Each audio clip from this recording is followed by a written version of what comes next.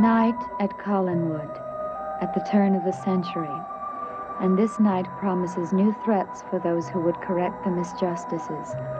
For Count Pitofi, his mind, now in Quentin's body, has entered the I Ching trance in an effort to get to the year 1969.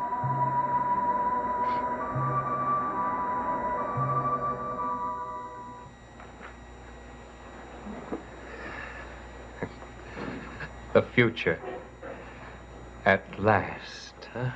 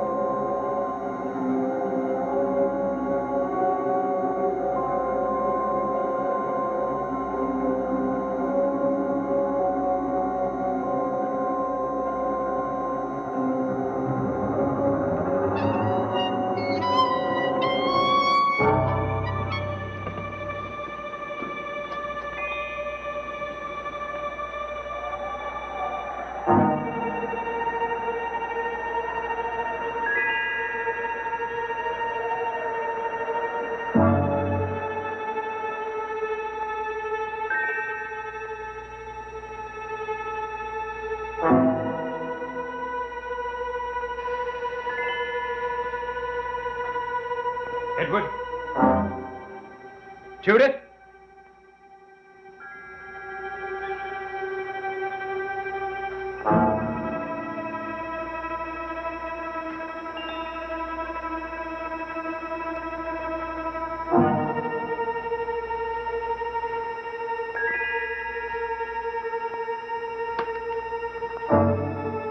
Tuesday, October 28th, 1969. I made it. I'm here.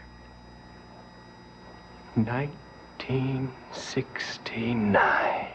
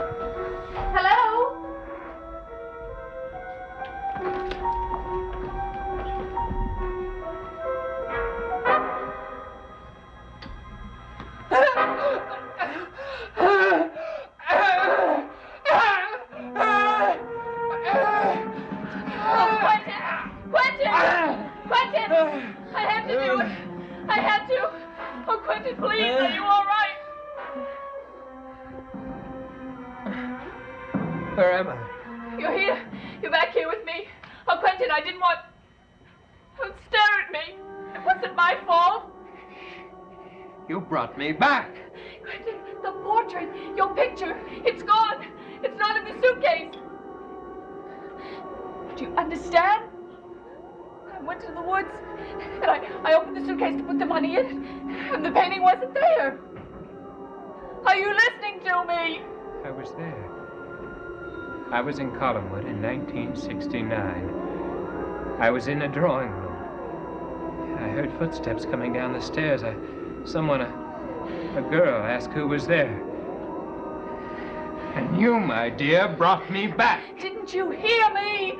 The portrait, it's gone. How could it be? Look. Who could have taken it? I don't know. I only left my room for a few minutes. I left with Charity Trask. We saw you in the foyer. Go get me Charity Trask. She couldn't have taken it. Oh, how bright. How incredibly bright, my dear. The question is, why did she come to my room feeling about me the way she does? And how did she know it was my birthday?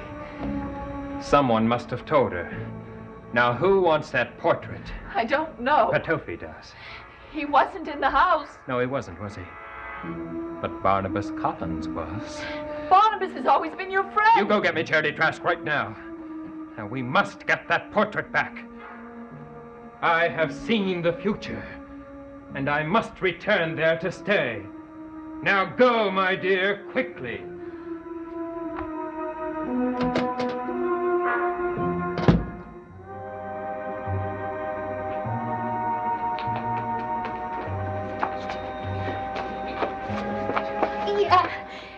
Why does Quentin want to say me? I don't know. Well, I got nothing to say to him. Well, you had enough to say to him earlier, I was didn't just you? being nice, that's all.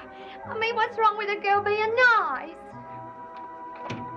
Won't you come in, my dear? What do you want?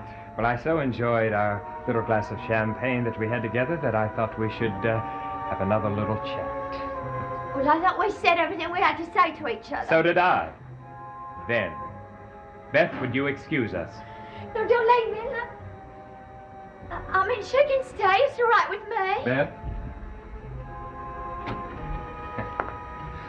Oh, my, you really are quite charming. You know that, of course, don't you? It don't matter if I know it. It's what other people think's what counts. Well, I find you charming and exquisitely dangerous. Well, if you'll excuse me. Barnabas Collins sent you here, didn't he, my dear? What are you talking about? Yes, he told you it was my birthday. Admit it. No, I looked it up in the family Bible, like I said. You are not given to Bible reading. Barnabas Collins wants that portrait, and you agreed to get me out of this room, You're hurting me. My dear, I shall do far more than hurt you, unless you tell me everything I want to know.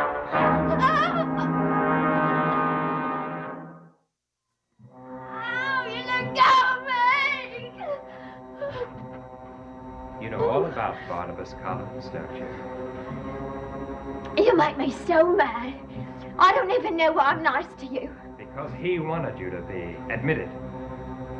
What kind of person do you think I am? Nobody orders me around. You know better than to try and fight me, my dear. I ain't fighting you.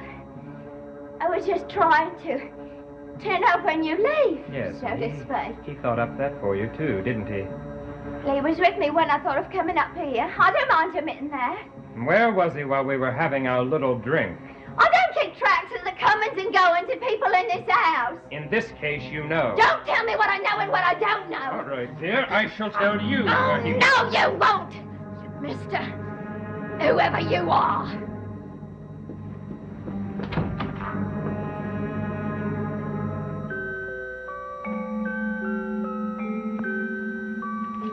Lady Kitty, I do hope you're still not bothered by my resemblance to that portrait. Mr. Collins, I should like to speak with you. Well, I'd be delighted to, but there's something that I must do first. You must hear me out, Mr. Collins, before you do anything else.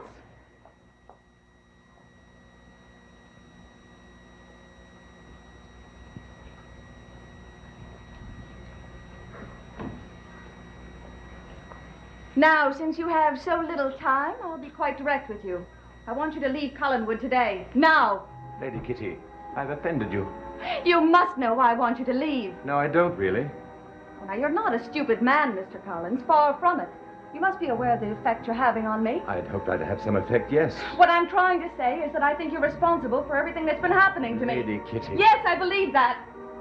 For some reason, you seem determined to drive me insane. That's not true. Mr. Collins, my attack started... Before I ever arrived here. I seem to have some premonition that you would arrive. First night that I was in this house, I asked about your portrait. Not my portrait, my ancestors. Now, Lady Kitty, I can explain what is happening to you. How can you? Because I know. Now, will you listen? I watched you very closely. Now, don't take offense. At first, I didn't understand what why you had this empathy for that portrait in the hall, but now I realize what is happening to you. What? I believe you are the reincarnation of Josette Dupre.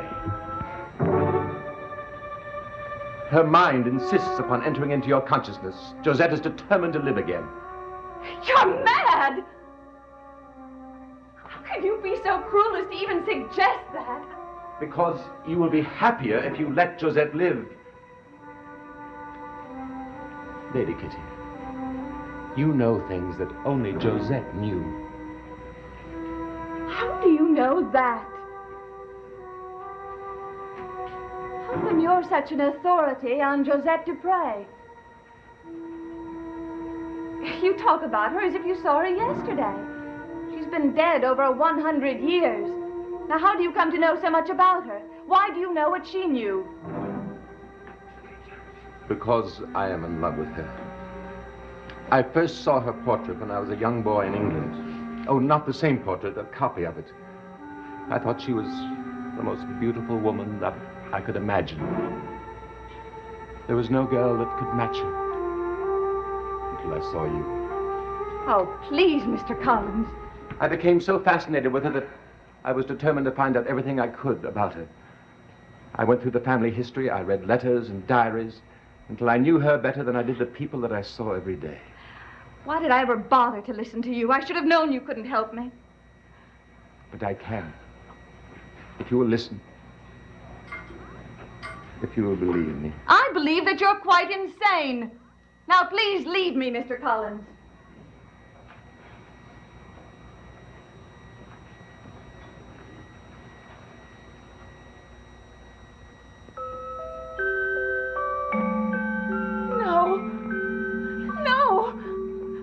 Don't let that happen.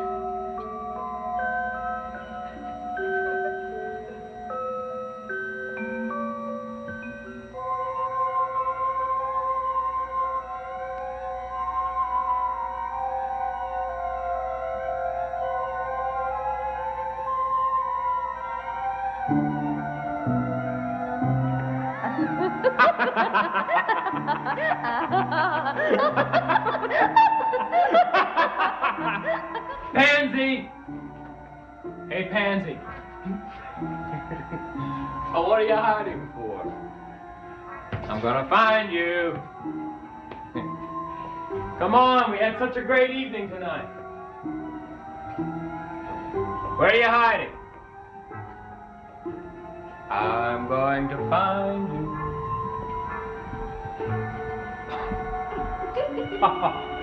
Oh, why'd you go and hide from me for? So you'd have to find me, love.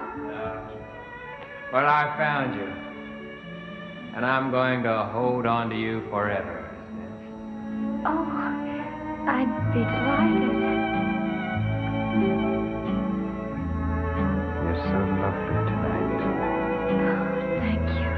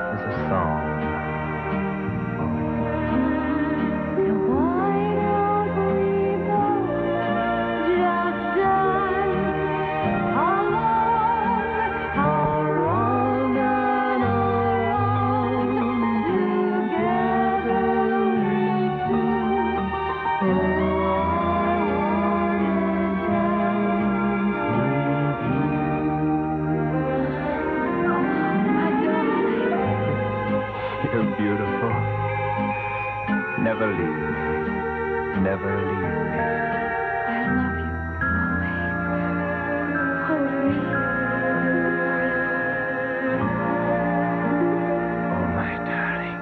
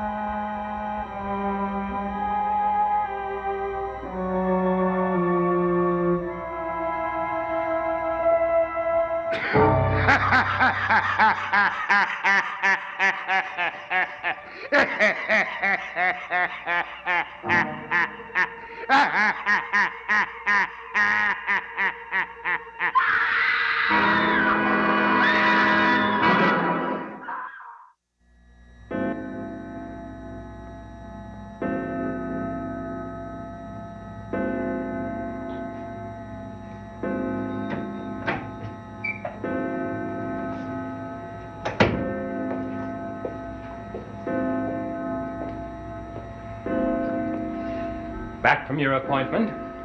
Yes. As a matter of fact, it took no time at all. I came back hoping that I'd be in time to accept your kind invitation for a birthday drink, but you weren't here.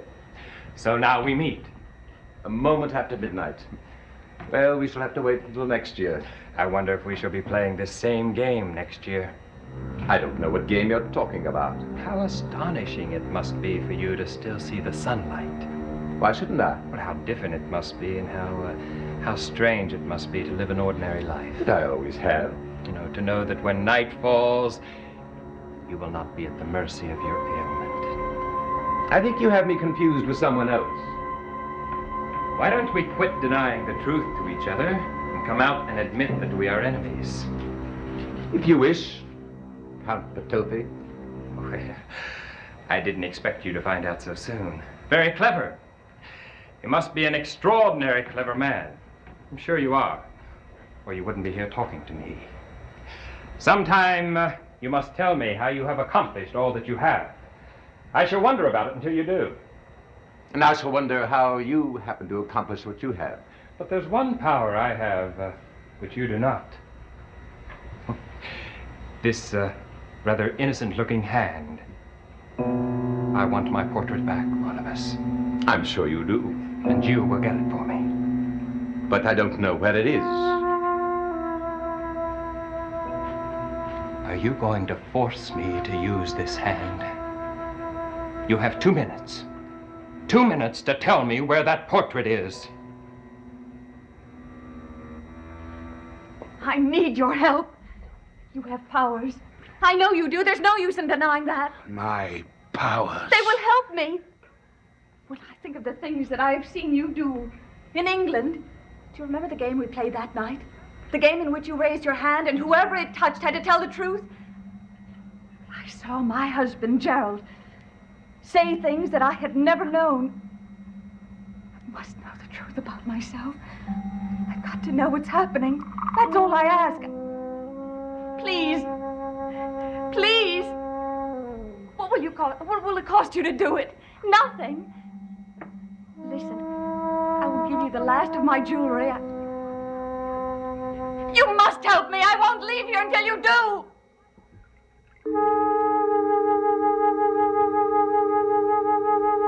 Your time is up. Well, Barnabas? I told you before, I don't know where it is. Oh, what a silly man you are. Surely you cannot be without fear. You know too much about life. Or you should.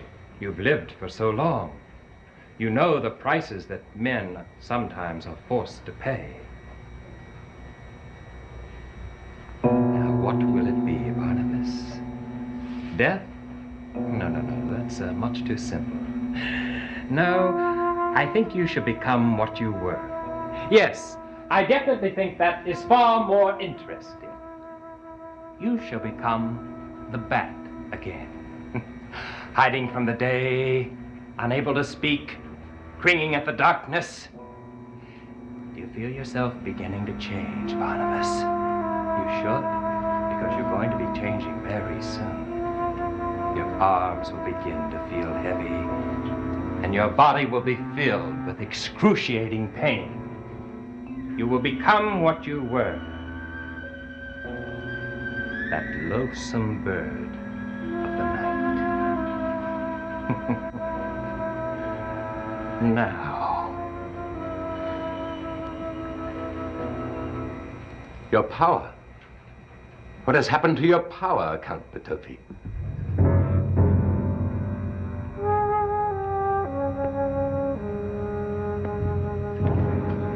Let this woman see the truth. Let her see who she really is. Do not spare her. Let her see.